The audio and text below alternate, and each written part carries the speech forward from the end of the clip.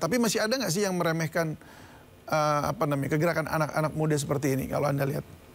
Ya, saya lihat memang masih ada ya. Artinya memang ya dianggap bahwa misalnya ya anak-anak muda itu kan mungkin dianggap mungkin tadi tidak produktif ya. Apalagi ketika ya sebagian anak muda kan juga banyak problem-problem soal misalnya soal pola perilaku konsumtif, apa yang kemudian soal budaya-budaya selebritis dan sebagainya, yang itu ya mungkin juga menjadi salah satu handicap bagi generasi-generasi muda yang ada di Indonesia maupun juga di dunia pada umumnya. Artinya bahwa memang tidak semua generasi muda itu punya misi, punya orientasi untuk kemudian berjuang untuk konteks rakyat ya. Artinya mereka berpikir secara kritis dan idealis. Tapi kita juga lihat sebagian anak muda mungkin juga tadi lebih banyak memandang dia sebagai sisi yang konsumtif, hedonis dan sebagainya. Tapi saya yakin bahwa sebenarnya anak-anak muda itu punya potensi yang luar biasa untuk kemudian menjadi generasi-generasi yang tadi bisa menjadi sebuah generasi yang kreatif dan menjadi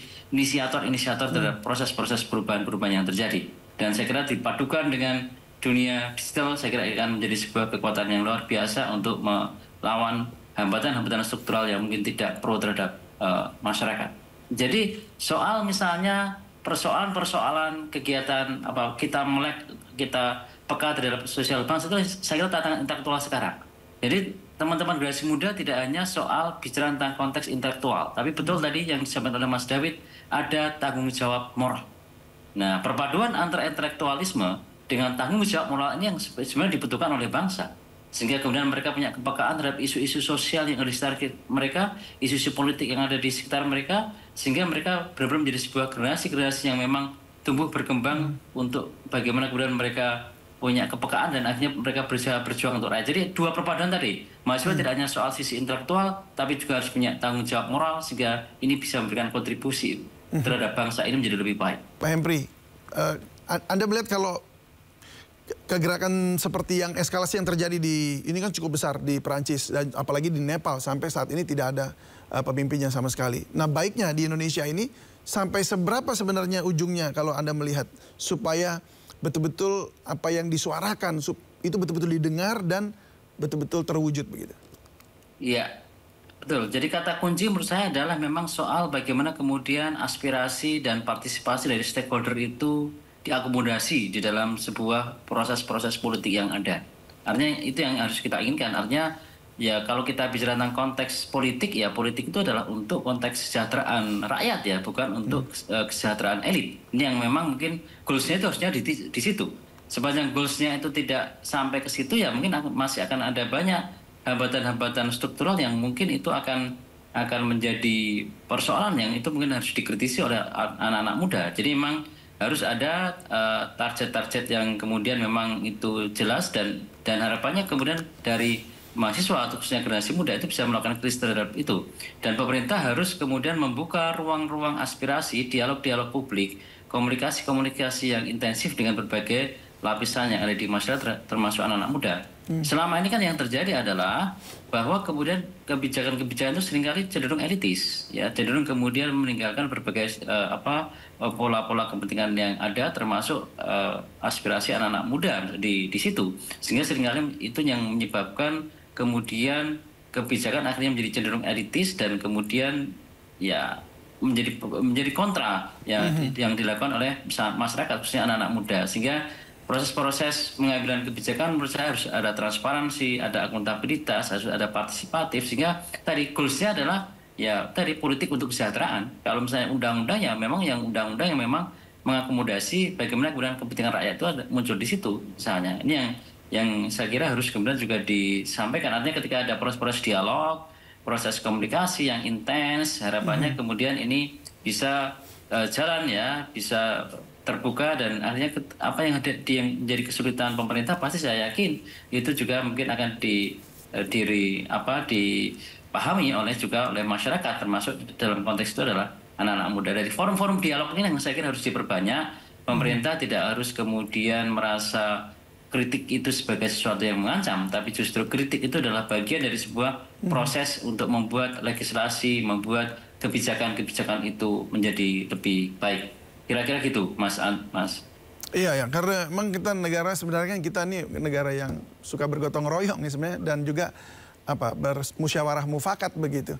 Tapi ya kalau kita lihat memang kemarin soal PBB mungkin itu salah satu pemicunya ya. Nggak diajak ngobrol tahu-tahu naik 1000% begitu. Waduh, itu ngaget-ngagetin jadinya rame begitu. Nah, saya kembali ke Mas Fitra. Kalau Anda melihat dan memantau sosial media karena kita tahu Anda seluruhnya juga pasti menggunakan sosial media untuk berkomunikasi dan menyampaikan narasi begitu ya. Sejauh ini Anda melihat bagaimana pergerakannya masih terus cair begitu dan kemudian ada perbincangan untuk gerakan lanjutan?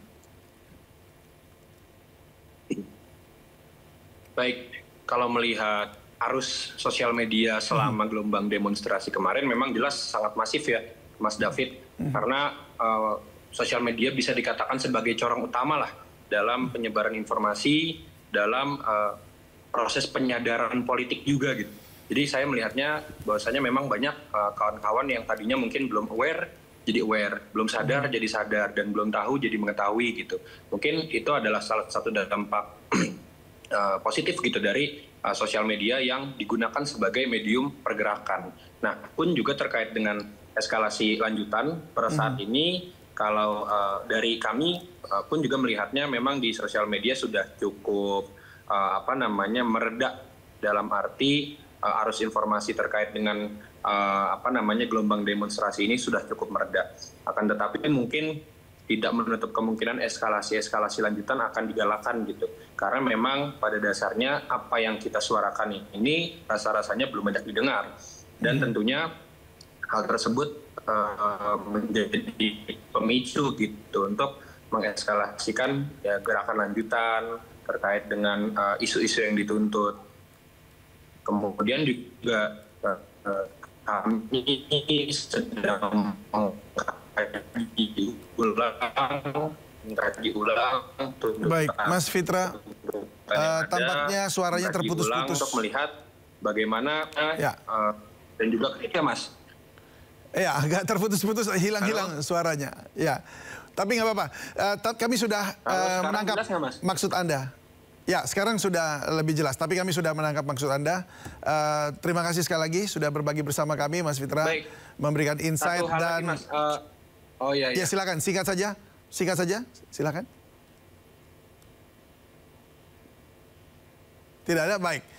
Baik, Mas Fitra, mungkin tampaknya sambungan masih agak terputus-putus, tapi terima kasih sekali lagi sudah berjuang juga untuk rakyat Indonesia. Dan terima kasih juga Mas Hempri Suyatna, sosiolog UGM yang sudah memberikan insight seperti apa pergerakan ini terjadi dan apa dasarnya begitu ya. Kami jadi bisa melihat dan membaca ada kemiripan gitu antara apa yang terjadi di Indonesia, di Nepal dan juga di Perancis. Paling tidak Indonesia menjadi faktor pemicu juga. Baik, terima kasih sekali lagi. Salam sehat selalu.